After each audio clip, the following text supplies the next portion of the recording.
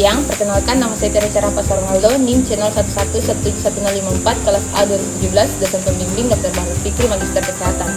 Sekarang saya akan praktikkan keterampilan klinik manajemen jalan nafas. Jadi yang pertama yaitu kita siapkan alat dan bahan. Alat dan bahan yang kita gunakan yaitu handscoon, kasa steril, neck collar, larutan antiseptik, oropharyngeal tube, nasopharyngeal tube, lubrikan, selang oksigen, ambu bag, stetoskop, laryngoskop, spoid, endotracheal tube, dan laser serta manekin. Setelah menyiapkan alat dan bahan, kita lakukan cuci tangan rutin. Lalu kita gunakan handscoon.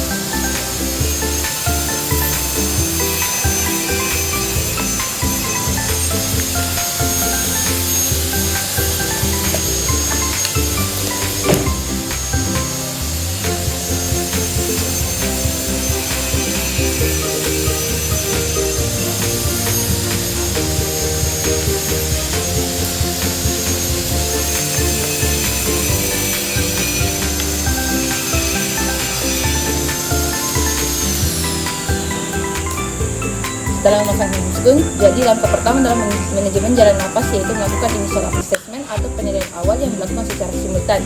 Di sini kita menilai 3 hal, yaitu airway, breathing, dan circulation. Pertama kita nilai airway-nya, kita lihat apakah ada padat atau obstruksi jalan nafas. Kemudian kita nilai breathing dengan melakukan look, listen, and feel yang dilakukan secara simultan, di mana kita mendekatkan telinga kepada hidung pasien. Lalu kita look, kita lihat pengembangan dada, simetris kiri kanan atau tidak, apakah ada retraksi setelah iga atau tidak. Kemudian listen, kita dengarkan apakah ada suara nafas tambahan seperti snoring atau dengkuran. Kemudian kita feel, kita rasakan hembusan nafas dari pasien. Kemudian kita lakukan penilaian circulation dengan meraba arteri karotis, apakah teraba atau tidak.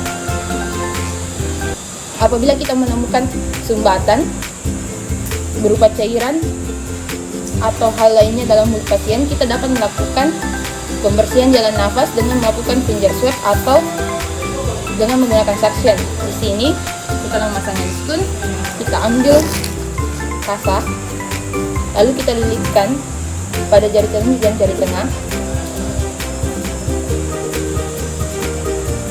Kita meringkang posisi kepala pasien, lalu kita bersihkan cairan atau sumbatan dalam mulut pasien menggunakan jari telunjuk dan jari tengah yang telah dibalut dengan kasa.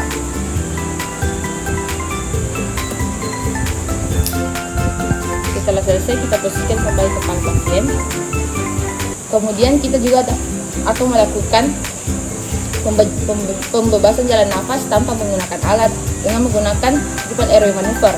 Pembebasan jalan nafas ini dilakukan ketika posisi lidah pasien jatuh ke belakang atau pada saat pemeriksaan listen kita mendengarkan suara snoring atau suara dengkuran. Triple airway maneuver terdiri atas 3 bagian, yaitu head tilt, chin lift, dan just thrust.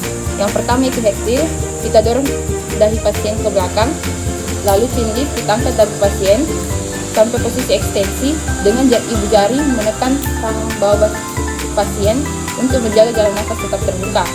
Ataupun kita dapat melakukan jaw thrust, di mana kita berada di kepala pasien, kemudian ketiga jari mendorong mandibula ke arah atas, lalu ibu jari menekan rahang ke bawah untuk membuka jalan nafas dan memposisikan agar kepala pasien tetap dalam posisi ekstensi sehingga jalan nafas bebas dari segala sumbatan. Yang perlu kita perhatikan sebelum melakukan triple airway maneuver ini, apabila pasien mengalami suspek cedera servikal. Sebelum melakukan triple airway maneuver, maka seharusnya kita melakukan pemasangan neck collar. Selanjutnya, pembebasan jalan nafas dengan menggunakan alat. Yang pertama yaitu kita akan menggunakan oropharyngeal tube. Yang pertama, kita pastikan ukuran oropharyngeal tube sesuai dengan ukuran pasien, di mana kita ukur dari sudut mulut pasien sampai ke telinga pasien. Apabila sudah sesuai, Kita ambil orofaringal lutut, kemudian kita bilas, lalu kita basahi agar lebih mudah untuk dimasukkan. Kita arahkan bagian lengkungan ke arah langit-langit. Di sini kita pastikan bahwa posisi kepala pasien tetap dalam posisi ekstensi agar jalan nafas tetap bebas. Kita arahkan bagian lengkungan ke arah langit-langit, lalu kita masukkan separuh, kemudian kita putar 180 derajat menghadap ke bawah, lalu kita dorong secara perlahan sampai posisi yang tepat menyusuri lidah. Apabila sudah terpasang, kita lakukan penilaian ulang kembali. Kita lihat pola pernafasan, suara pernafasan, dan kita rasakan hembusan pernafasan. Apabila sudah dapatkan, maka pemasangan orofaringal tube itu berhasil. Kemudian selanjutnya kita akan menggunakan nasofaringal tube. Kita sesuaikan ukuran nasofaringal tube dengan ukuran lubang hidung pasien, atau biasanya sesuai dengan ukuran jari kelingking pasien. Apabila sudah, kita perhatikan kalkulasi apakah ada kelainan atau tidak. Apabila tidak ada, kita baluti nasofaringal tube ini dengan jeli, lalu kita juga oleskan jeli pada bagian kafung nasi agar nantinya lebih mudah untuk dimasukkan.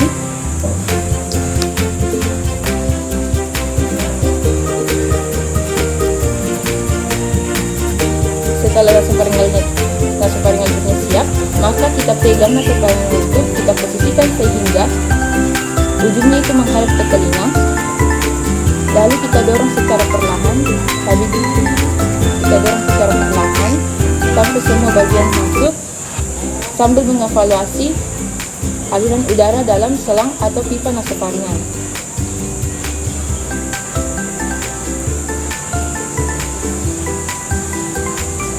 Apabila sudah selesai, kita lakukan fiksasi dengan menggunakan plester.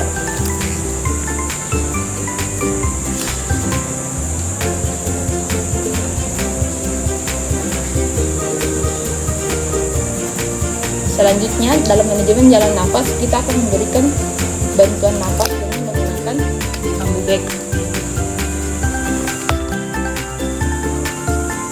Yang pertama, kita pilih masker yang sesuai dengan ukuran mulut dan hidung pasien.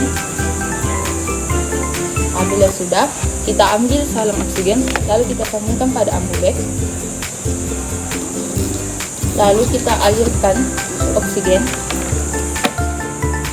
sebanyak 12 liter per menit.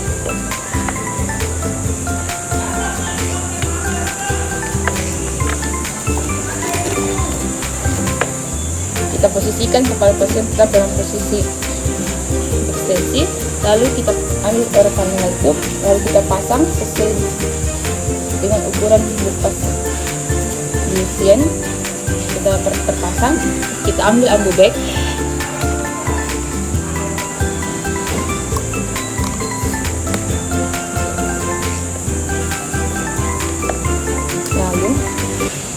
Dengan tangan kiri memegang masker,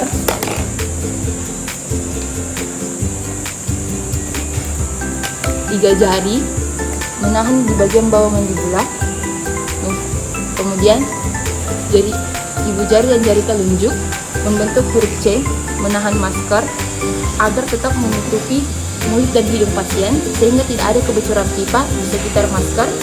Lalu tangan kanan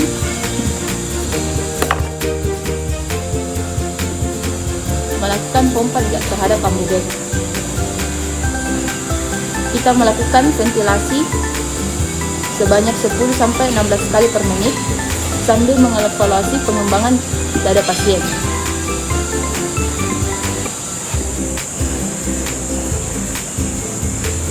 Setelah selesai,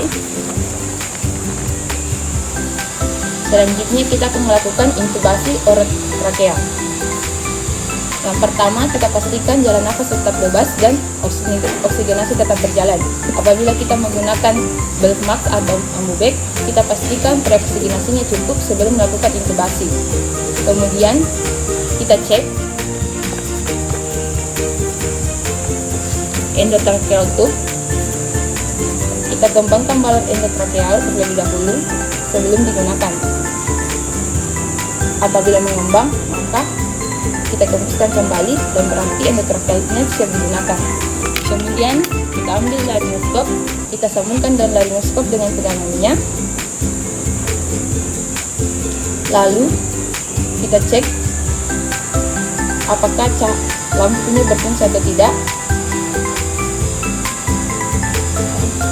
Kemudian apabila pasien menggunakan oropharyngeal tube-nya kita lepaskan terlebih dahulu. Kemudian dengan tangan kiri memegang laryngoskop, kita masukkan laryngoskop dari bagian kanan mulut pasien. Lalu kita geser lidah ke sebelah kiri dengan laryngoskop. Kita visualisasi sampai muncul epiglottis dan pita suara. Apabila epiglottis dan pita suara telah tampak, kita ambil ECT.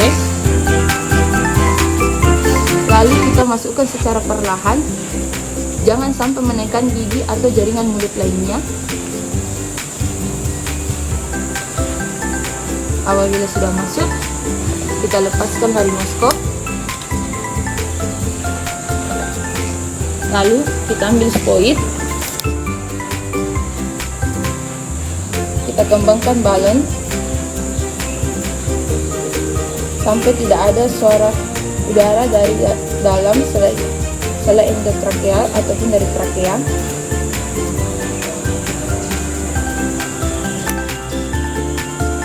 Kemudian kita ambil embobek, lalu kita hubungkan endotracheal tube dengan embobek.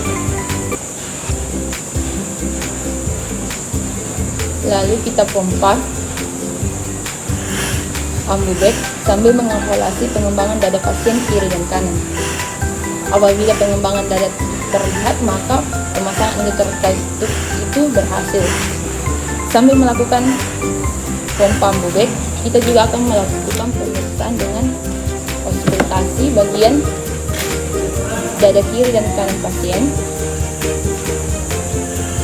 Kita dengarkan apakah terdapat bunyi yang sama. Kemudian kita juga melakukan auskultasi bagian abdomen untuk melihat apakah ECT benar-benar terpasang di trakea bukan di esofagus. Setelah kita pastikan pemasangannya berhasil, maka kita lepaskan ECT. Kemudian kita ambil oropharyngeal tube, lalu kita masukkan.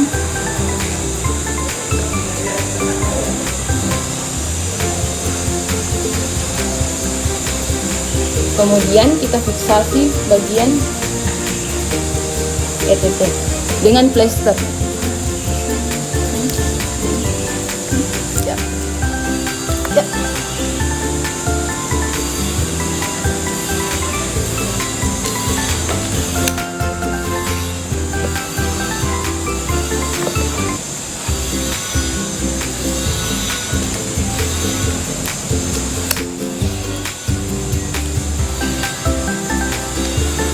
Setelah orotracheanya terpasang, maka sekianlah hasil keterampilan klinik manajemen jalan nafas. Sekian yang dapat saya sampaikan. Apabila ada kesalahan mohon dimaafkan. Terima kasih banyak atas perhatiannya.